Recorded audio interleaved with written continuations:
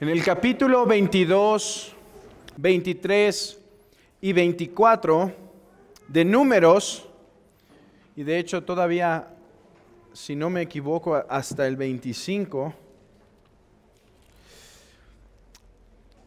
tenemos la historia de las acciones de este profeta Balaam.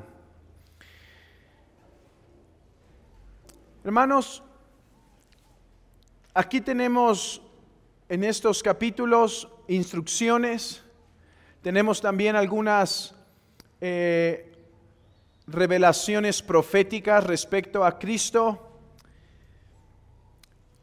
Y me gustaría comenzar estas meditaciones respecto a Balac y Balaam con la hermosura del favor de Dios para con su pueblo. ¿Qué quiero decir con esto, hermanos? El capítulo 22 de Números nos está revelando los eventos que estaban pasando fuera del pueblo de Israel. Las tramas que se estaban haciendo en contra del pueblo de Israel. Todo parecía estar tranquilo, pero ahora se nos está describiendo que una cosa es el pueblo de Israel y otra cosa son todos sus enemigos. Y la cámara, por así decirlo, se está alejando un poco para dejar de ver solo a Israel y está empezando a ver lo que sucede en el campo enemigo en contra de Israel. ¿Y qué tenemos aquí? Bueno, tenemos a Balac sumamente asustado porque Israel está cerca. Y el razonamiento de Balac es que si Israel destruyó fácilmente a los amorreos, ¿cuánto más fácil destruiría a los moabitas? Entonces, dirigidos por el temor, dirigido por el afán de derrotar a Israel, Balac busca a este profeta que vivía al menos en los contornos conocidos, Balaam, y quiere llamarlo para buscar cómo hacerle daño al pueblo de Israel. Y entonces la historia se nos narra donde lo manda a llamar. Pero hermanos, antes de empezar a narrar un poco de la historia, me gustaría describirles por qué este texto debe ser un aliento a nuestros corazones. ¿Por qué este texto debe ser de esperanza para nosotros? Hermanos, sobre todo me refiero a la iglesia del Señor. Hermanos, cuando el pueblo pierde vista de lo que sus enemigos están tramando contra él, podemos tener la seguridad de que Dios guarda al remanente de Israel. No dice así el Salmo, porque no duerme el que guarda al remanente de Israel. Y hermanos, aquí esto es ciertamente una gran realidad. El pueblo ni siquiera tiene idea de los males que están pensando en contra suya, ni siquiera tiene noción de que esto está sucediendo, pero vean, Dios estaba actuando para proteger al pueblo. ¿Cómo supo Israel de esto? Seguramente por Balaam. Israel no lo conocía en el momento que estaba pasando. Israel solo lo puede conocer tiempo después de que sucede. Hermanos, ¿qué cosas pudieron haber pasado por la mente y el corazón de el pueblo de Israel cuando conoce esto? Bueno, yo pienso que al menos dos cosas debieron haber pasado en el corazón del pueblo de Israel. Y una es gratitud, hermanos. El Señor cuida a su pueblo aún de peligros desconocidos. Esto nos debe hacer entender como iglesia, hermanos, que en medio de todos los peligros, el que todo lo ve, guarda a su iglesia en todo tiempo. Oh, hermanos, ni siquiera imaginamos cuántos enemigos tiene la iglesia del Señor. No hemos de pensar que no hay enemigos de la iglesia de Cristo. Los hay. Y hermanos, estoy seguro que algunos traman cosas en contra del pueblo del Señor. Pero en algo debemos confiar, y es que Dios guarda al remanente de Israel. Ciertamente, hermanos, esto no quiere decir que ningún mal nos va a pasar. Nosotros oramos todos los miércoles que el Señor nos guarde de personas que quieran molestar nuestra reunión, hablando de la cuestión de seguridad, que quieran hacer algo. Y otra es que el Señor nos guarde de contagios y todas esas cuestiones. Pero que cuando decimos que Dios guarda la iglesia, no quiere decir que de facto estamos libres de cualquier riesgo o algo así. Pero hermanos, sí nos hace entender que la iglesia será protegida de sus enemigos, y que, hermanos, la iglesia puede descansar en hacer la voluntad de Dios. Este es el segundo punto. La iglesia puede tener confianza en Dios y obedecer, sabiendo que Él nos guarda en todas las cosas. Y que si algo sucede por obedecer, no es porque Él nos ha dejado de guardar, sino porque así ha sido su santo decreto y designio. Pero hermanos, por temor nunca hemos de dejar de actuar. Por temor nunca hemos de dejar de avanzar. Esto fue algo que la iglesia ha conocido desde antes. Hermanos, yo creo en el poder de Dios y la soberanía de Dios. Y en la historia de la iglesia hay testimonio tras testimonio de cómo Dios en momentos sumamente difíciles ha guardado al pueblo.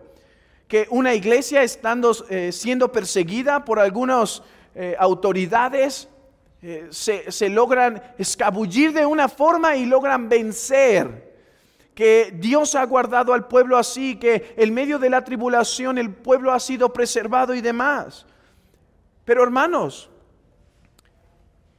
ellos han decidido obedecer confiando, hermanos, confiando en que Dios es quien nos guarda y que nada sale dentro de su perfecto y total control. Así que gratitud debe haber en nuestro corazón. Dios guarda su iglesia. Y confianza debe haber en nuestro corazón de obedecer todas las cosas que nos son ordenadas, sabiendo que Él nos va a guardar en el camino, hermanos. Pero hay algo más aquí, y me gustaría profundizar en eso, porque estoy convencido que este es el punto de este tema. Cuando hablamos de Números 22, todos quieren que hablemos del asna, ¿sí? Todos están esperando a que lleguemos a ¿qué pasó con esta asna que habló? Pero realmente yo no creo que el punto de la historia es el asna. Realmente yo pienso que el punto de la historia es convencer al pueblo de Dios de la siguiente verdad: Dios nos quiere bendecir. Hermanos, déjenme intentar explicarlo. Balac quiere traer destrucción a Israel. Por lo tanto, va a buscar a Balaam. Balaam se le hace la oferta y dice: yo voy a hacer lo que Dios me diga. En el versículo 12 dice que Dios le comenta: no puedes ir, no debes ir. El Señor me dijo que no debo ir. Se regresa, vienen otra vez por él, y ahora con una oferta económica. Y después nos encontramos con las maldiciones que Balac quiere que dé, pero en lugar de eso, ¿qué hay? Bendición, bendición. Y cuando salen maldiciones de la boca de Balaam, es en contra del pueblo enemigo. Eso es algo que quiere hacer entender Dios al pueblo. Hermanos, que Dios tiene pensamientos de bien y no de mal contra nosotros. Que como la Santa Iglesia de Cristo, Él tiene pensamientos favorables para la iglesia. Que Él tiene pensamientos de hacernos bien. Sí, hermanos. Ese es el corazón de Dios para con su iglesia. Tanto que esta narración es la evidencia de que cuando todos pueden obrar en contra de la iglesia, tenemos la seguridad que aquel que gobierna el mundo tiene pensamientos de bien y no de mal. Y realmente creo que así es como debemos entender al asna. ¿Qué pasó con el asna? Habló. Tal como creo que habló la serpiente en el jardín. Habló. Dios permitió que la serpiente hablara por medio de Satanás en el jardín. Y Dios abrió la boca del asna para que hablara. Pero hermanos, ¿qué es lo impresionante aquí? Lo impresionante no es solamente que habló el asna. Lo impresionante es la lección que Dios le quiso dar a Balaam por medio del asna. ¿Cuál es la lección? Aquí va este hombre empecinado, necio. Necio, ¿por qué?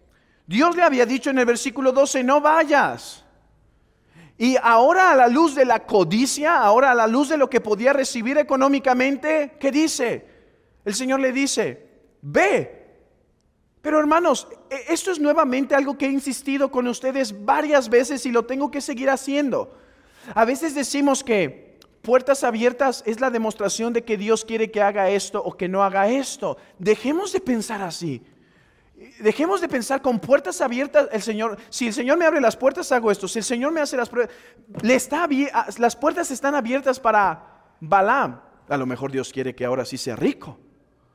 Y entonces al principio dijo que no, pero se me está haciendo otra oferta y ahora Dios me está diciendo que sí. Vean esto, el sí es un juicio.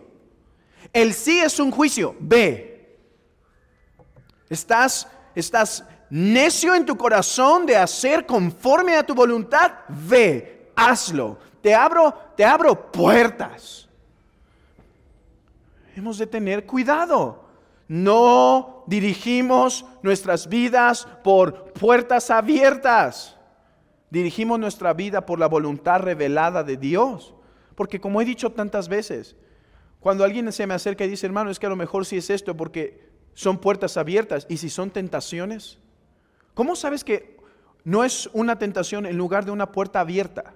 Hermanos, no tenemos que estar adivinando si es puerta abierta de Dios o tentación de Satanás. Tenemos que leer las Escrituras. Tomo esta decisión donde me va a abrazar el trabajo, me va a absorber totalmente, no voy a tener esta oportunidad con la iglesia y no voy a poder hacer esto con mi familia. Y eso es una puerta abierta. No, quizás es una tentación. Pero eso como al margen de la historia. Regresemos al punto que creo que es el principal. El ángel de Jehová se aparece y abre los ojos del asna. El asna puede ver el ángel de Jehová y entonces se empieza a hacer a un lado. Hasta el punto que ahora ya está en una brecha donde no se puede mover y está aplastando a Balaam. Y entonces Balaam está lastimando a la bestia y el Señor abre la boca del animal para que pueda hablar. ¿Cuál es la lección para Balaam? Que el asna es más entendida que Balaam. Porque cuando el asna vio al ángel de Jehová, tuvo temor y se apartó. No obstante, Balaam no desiste de su corazón necio, no desiste de sus planes malvados de intentar producir mal a Israel. Hermanos, es lo que está esperando Balaam. Tanto que cuando no puede decir maldiciones con su boca, ¿qué le recomienda a Balac? ¿Qué le recomienda? Oye, por la boca no voy a poder hacer nada en contra de Israel, pero yo sé con qué va a caer Israel. Ponle mujeres moabitas y el pueblo se va a maldecir a sí mismo. Ese era el deseo. Y lo que le está diciendo aquí Dios a Balaam es, el asna es más es más entendida que tú. El asna tiene más temor que tú, porque incluso si hubiese seguido el asna adelante, te hubiese matado a ti y a ella lo hubiese dejado viva. Pero cuando me ve el asna, teme, me reconoce y se humilla, pero tú persistes. Oh, hermanos, el punto que le está diciendo Dios a Balaam es el siguiente: tengo pensamientos de bien para mi pueblo y no de mal, y no permitiré que nadie le haga mal a mi santa iglesia. Hermanos, ¿no es ese un gran consuelo para la iglesia de Cristo? Hermanos, ¿quién nos podrá hacer daño? ¿Quién nos podrá maldecir en el camino de Jehová? ¿Quién podrá traer maldición sobre nosotros? Si Cristo es el que murió, también el que resucitó por nosotros, ¿quién acusará a los escogidos de Dios? Hermanos, así es como debemos pensar de Dios. Esta es la imagen apropiada que debemos tener de Dios. Él piensa bien para nosotros. Hermano, ¿estás en tiempo de quietud espiritual, de tranquilidad espiritual? Piensa esto: Dios te quiere hacer bien por medio de esta tranquilidad. Aprovecha, toma ventaja de esto del Señor. Aprovecha de sus bendiciones, porque Él busca hacerte bien. Con todo lo que te da, te busca hacer bien. Hermano, ¿no te está dando algo? ¿No te está dando algo que tú deseas? Porque Él tiene pensamientos de bien para contigo y no de mal. Quizá tú deseas ahora algo y el Señor ha decidido no proveerlo. Bueno, es porque Él tiene pensamientos de bien. Hermanos, Él nada hace para maldecir a su pueblo. Es más, el mismo tiempo de la disciplina, el mismo proceso de la disciplina, ya sea porque el mismo Señor estire su mano o lo estire a través de su santa iglesia, siempre son porque el Señor piensa bien para sus hijos. Él siempre busca lo mejor para su pueblo.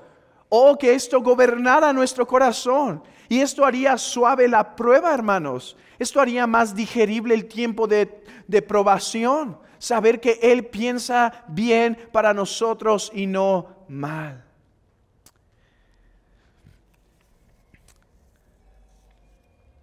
Pero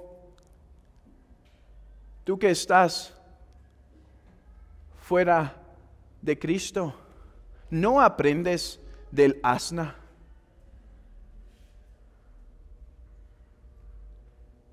Es fácil criticar a Balaam. Yo creo que Balaam fue profeta del Señor, aunque muy probablemente un hombre inconverso. Así como Saúl pudo ser su ungido, aunque es el ejemplo de la apostasía. Creo que Balaam habla de parte de Dios como el asna lo hizo. Pero es fácil criticarlo y decir necio.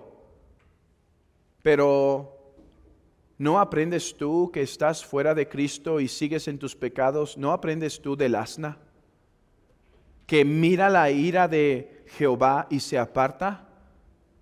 Y entonces, ¿por qué sigues fuera de Cristo?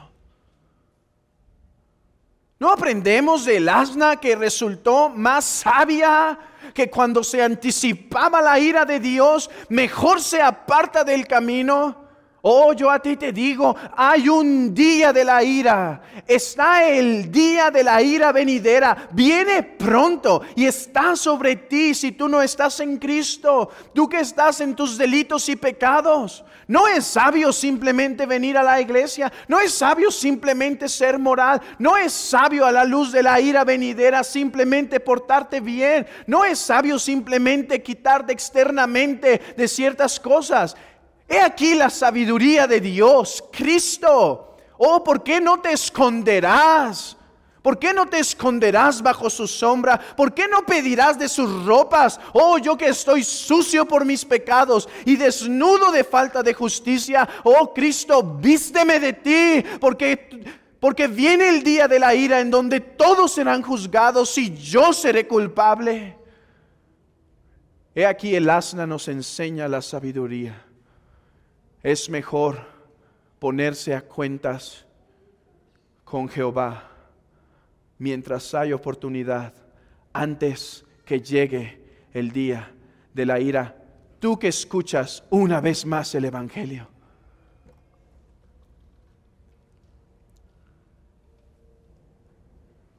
no es tiempo de que te pongas en paz con Dios.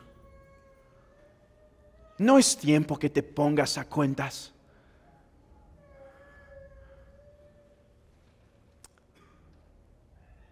Hermanos, pidamos la bendición de Jehová sobre su iglesia, porque Él tiene pensamientos de bien y no de mal. Él busca bendecir la iglesia del Señor. Que el Señor bendiga su palabra en nuestros corazones.